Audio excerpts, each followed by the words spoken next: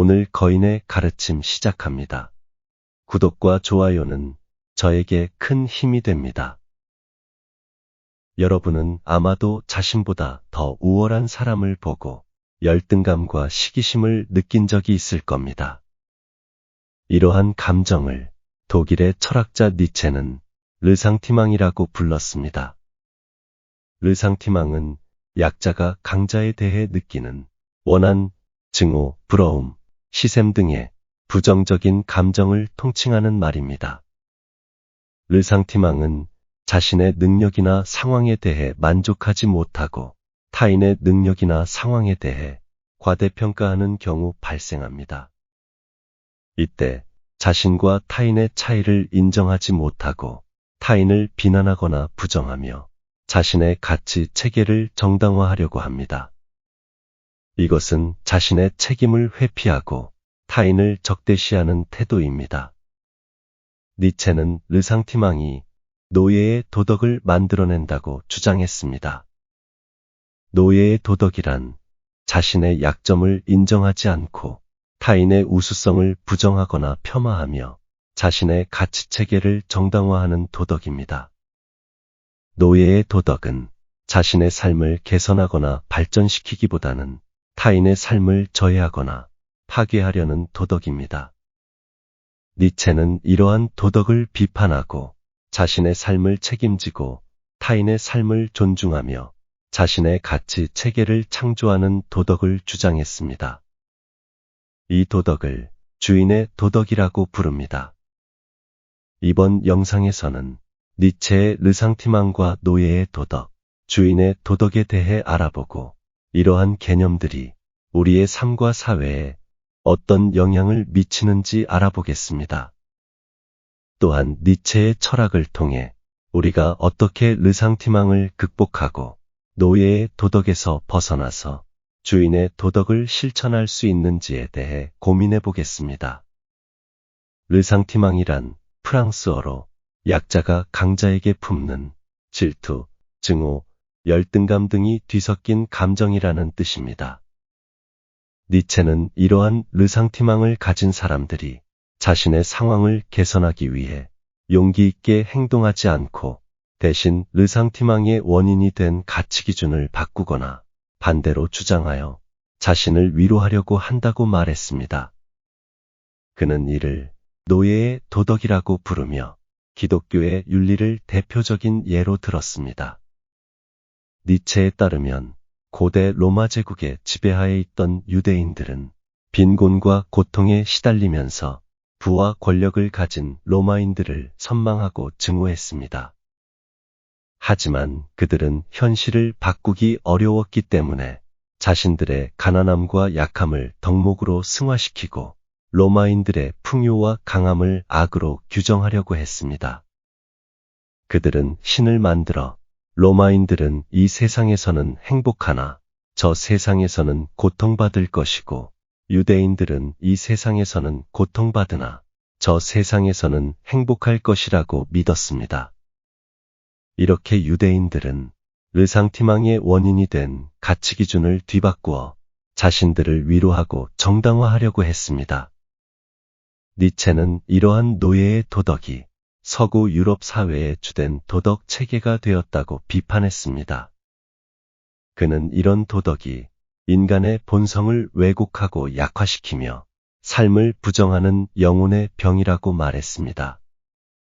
그는 이에 대항하는 주인의 도덕을 주창했는데 이는 강한 사람들의 도덕으로 넓은 도량과 고매한 영혼, 용기를 갖는 것이 선이라고 보는 도덕입니다.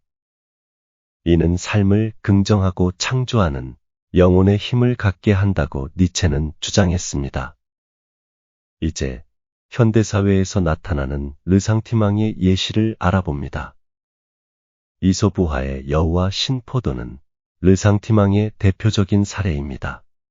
여우가 먹음직스러운 포도를 발견하지만 너무 높은 곳에 달려 있어 아무리 애를 써도 먹을 수 없게 되자 이 포도는 엄청 시어서 못 먹어 라고 말하며 포기합니다.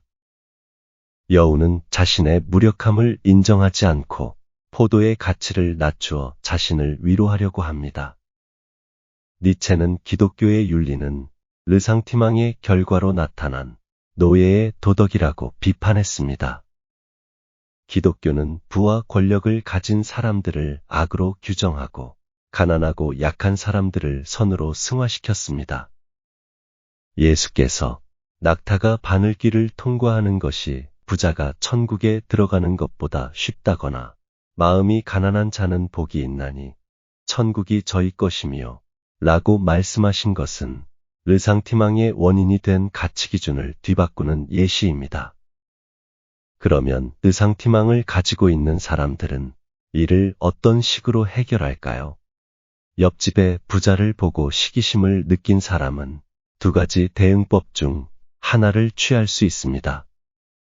첫째, 르상티망을 야기하는 가치기준에 스스로 복종하는 것입니다. 그들은 외제차를 구입하려는 부자를 모방하고 찬양하고 추종까지 하게 됩니다. 둘째, 르상티망을 야기한 가치기준 자체를 뒤집어 버리는 것입니다.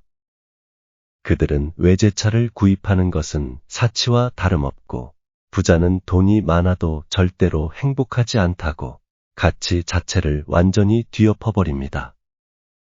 그러면 니체의 르상티망이 현대 사회에서 어떻게 나타날까요? SNS에서 나타나는 르상티망.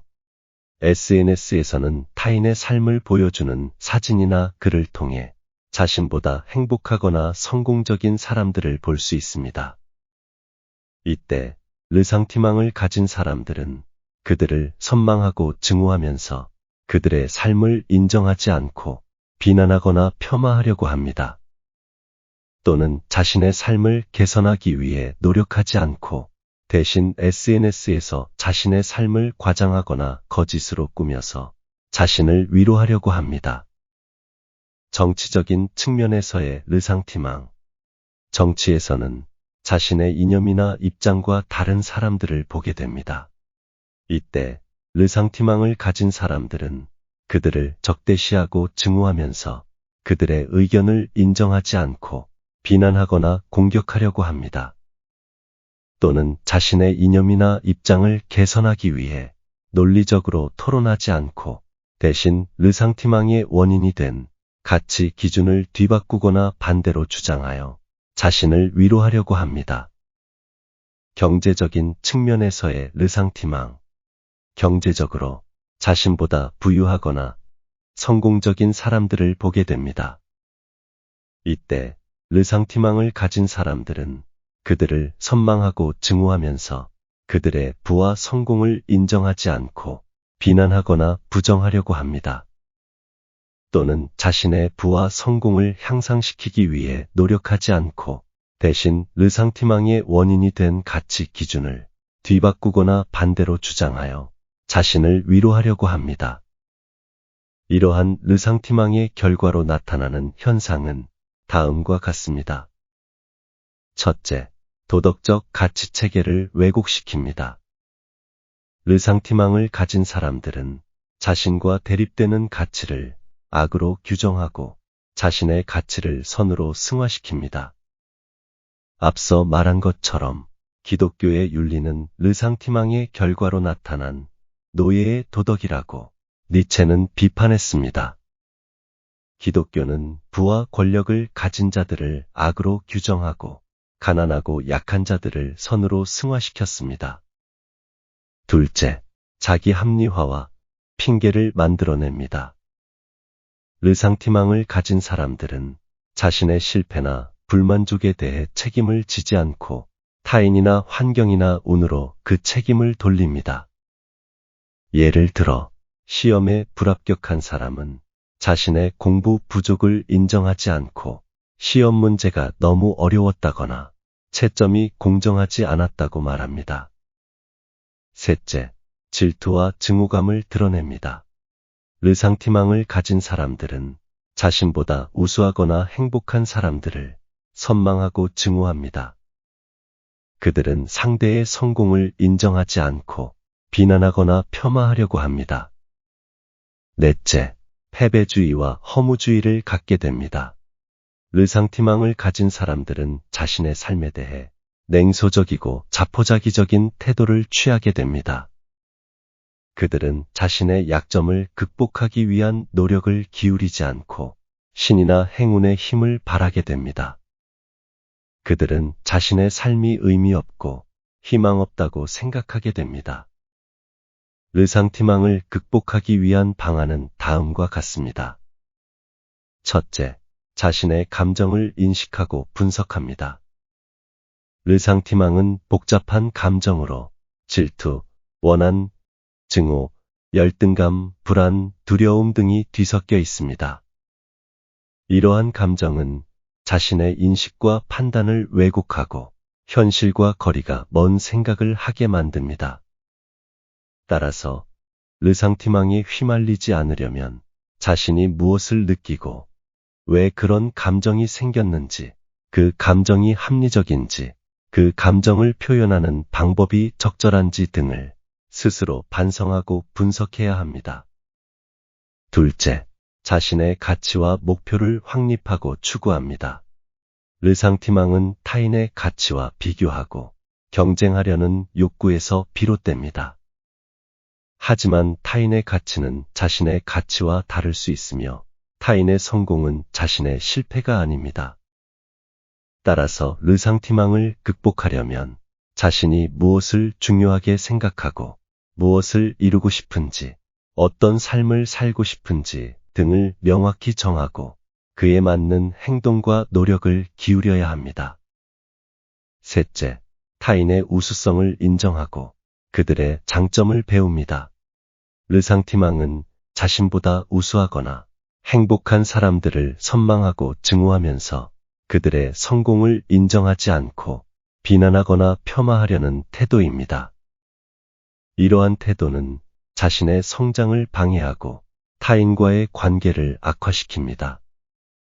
따라서 르상티망을 극복하려면 타인의 우수성을 인정하고 칭찬하며 그들의 장점이나 노하우를 배우고 적용하려는 자세가 필요합니다.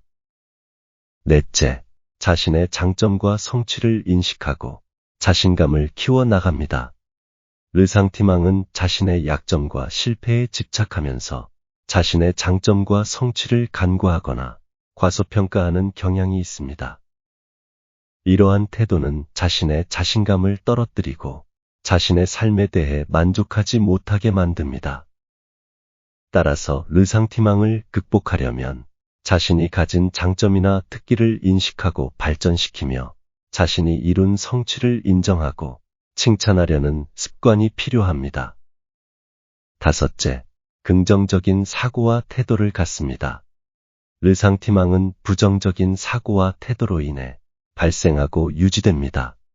르상티망을 가진 사람들은 자신의 삶에 대해 냉소적이고 자포자기적인 태도를 취하게 되며 자신의 삶이 의미 없고 희망 없다고 생각하게 됩니다.